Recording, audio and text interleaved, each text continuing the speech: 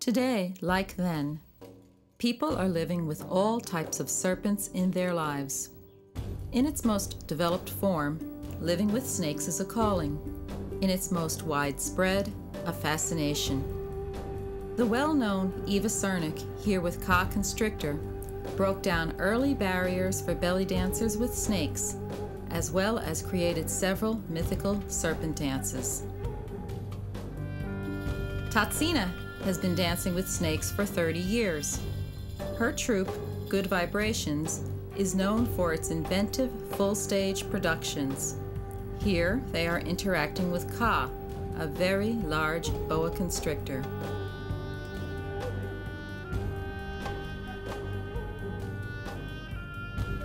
Jim Barinholtz believes it is his job as a performer to portray total trust with an animal that for many people is a fearsome icon.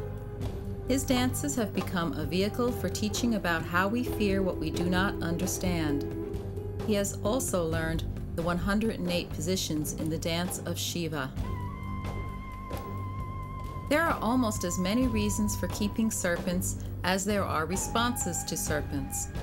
For belly dancers, it is often the core connection to the serpentine undulations of belly dance. Others appreciate the vast differences between reptiles and humanity. Many scientists keep them for humane research, especially in the study of venom toxicology. Some of us are aspiring snake priestesses.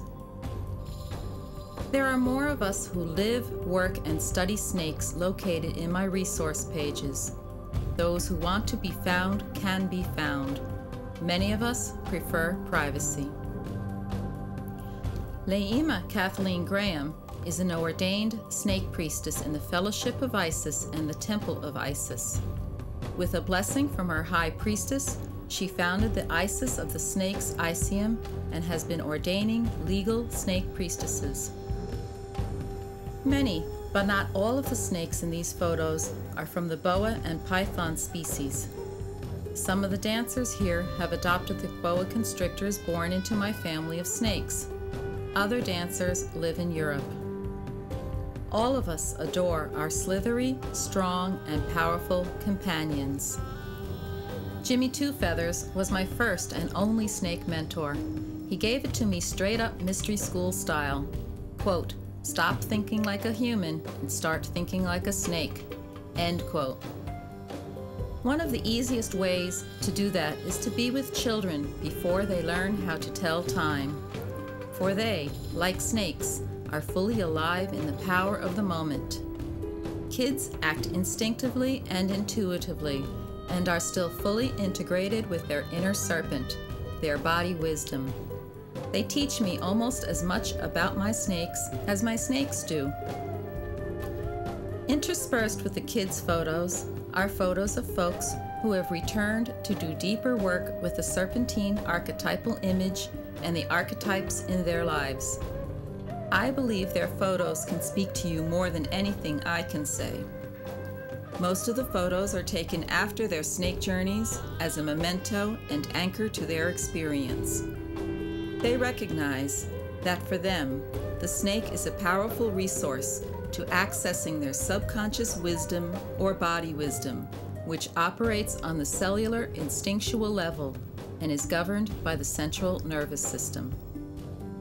Some people have worked with my serpents to overcome their crippling fear of snakes. They are often having many snake nightmares and can't look at pictures of snakes. Or they've had a frightening experience with a snake in this life. In time and through choice, all of them have found that in confronting their fear, they are embracing their power. The nightmares then become dreams, a portal into their inner psyche from which to explore their motivations and desires. In my dreams, I've had images of being a simple snake priestess.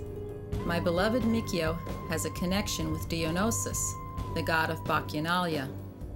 Ariadne, the snake priestess, linked with the labyrinth, and Dionysus are two mythological figures who celebrated the sacred open marriage. Not everyone chooses to explore or pioneer the path of a snake priestess to the extent that I do. It is a calling for me, one that I believe was shaped by all of the events in my life. Still, I wish to honor and edify all of us who have serpents in our lives, who strive to create a bridge of understanding between human and snake. Since the advent of the dominant oppressor paradigm, the snake has been vilified and misunderstood. In our own ways, each of us is setting the record straight. Thank you. I'd like to mention the power evoked by the snake goddess tapestry created by Janet Morgan. It is a vision of the strong femininity of an empowered priestess, centered in her sensuality and certain of her impact in the world. I bring it with me to many of my workshops. Humanity lives the myths, whether by choice or not, as these myths are birthed from the archetypes in the universal collective unconscious. With will and reason, we have the power to recreate these myths for ourselves, individually and collectively. The power of the present moment is embodied by the serpent, who evokes a vast array of archetypal images and symbols within us. Being in choice and taking a snake journey is one of the many ways to understand our responses to the archetypes in our lives as we recreate these myths. In doing so, we mystically participate in our evolution. Largely forgotten in today's culture in preference for spectacle is the immense value in recreating a myth through the rigors of daily life. Spectacle is an aspect of being witnessed. Our ancestors incorporated the value of being witnessed, which is today a cultural obsession. But the difference is that our ancestors coupled the witnessing with the daily aspects of survival. This daily inner work provided a lasting effect to any spectacle, celebration, or rite of passage. This series of photos is a monarchal rite of passage for my goddess daughter, Jerusha. The creation of this ceremony was as important to her as being witnessed. I collaborated closely with her mother and her to include aspects of her daily life.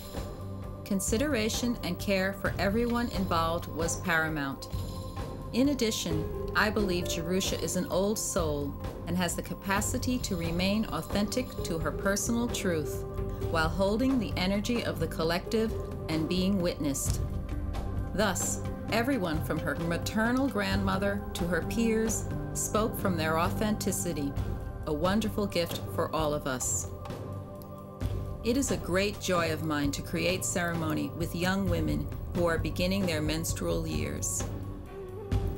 This last series of slides edifies some of the people behind the scenes as well as upfront collaborators, and also some of the small miracles that occur in the life of a snake priestess.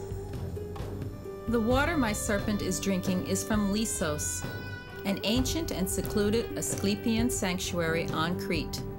The location of the photo is the Stone Circle at Stone Mountain Farm in Ulster County. Some of my wonderful temple belly dancers. A sultan in the making, if you ask me, as well as the earth under Jehan's feet.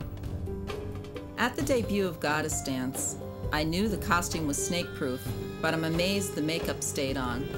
Blessings to the costume goddess, and for this Cretan snake goddess as well. Wonderful candid photos from the Narrows show with Barb the Dancing Spirit. Another little miracle. Her daughter Belle had never danced with a snake or on stage in her life until this moment of inspiration. The snake priestess in disguise as a snake charmer. Celebrating Janet Morgan's exhibition at the Lafayette Grill, New York City.